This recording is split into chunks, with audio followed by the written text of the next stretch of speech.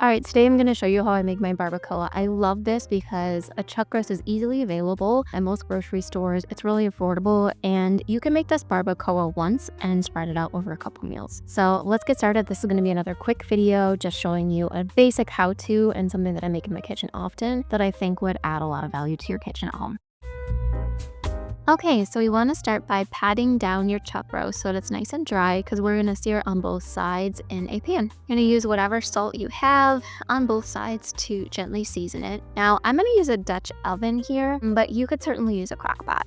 So that's onion, the beef broth, and the chipotle. Just one of those chipotles goes a long way.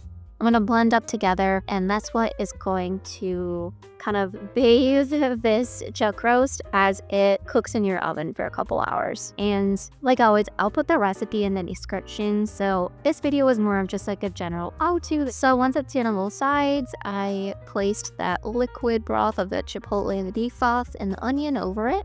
Oh, I added a little couple cloves of garlic in there as well, and just like a little bit of salt. But I like to add salt more at the end, because I have made this before where it's just like too salty. So while it's in the oven, I am prepping some things for the next day, but obviously you could do whatever you have to do on your list. All right, this is after about 2 hours slow roasting at about 275, and I'm gonna place it back in the oven. I cranked it up to 325, and it's gonna cook for about another hour until it just cooks super easily with a fork. Now, I'm going to turn this chuck roast into a couple meals, but here I've prepped some rice and some beans. I don't eat rice and beans all the time, but it really is a delicious way to eat this barbacoa, and it's a little special treat on a Sunday. So let's give it a little bit of a check and see how it's doing. You'll know it's done when you can take a fork and it easily shreds. So let's give it a little bit of a check here. The bone's gonna come off really easily, and here we go. She's ready to go. Now, that liquid at the bottom is so incredibly delicious,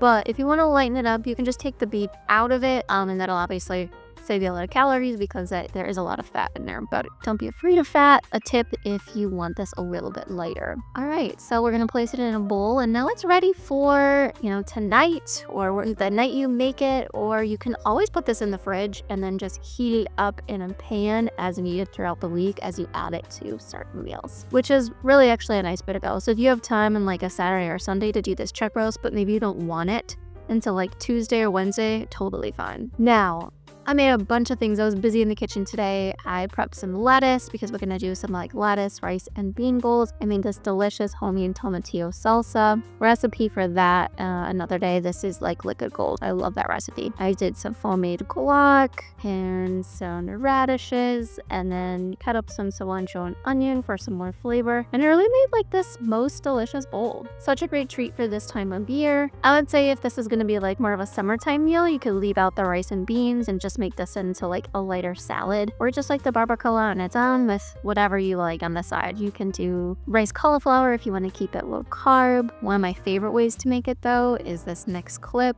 and it's really so good. Over some eggs, a little bit of salsa, amazing. All right, hope to see you here next time for more cooking at home. Thanks for watching. Really good. Really good.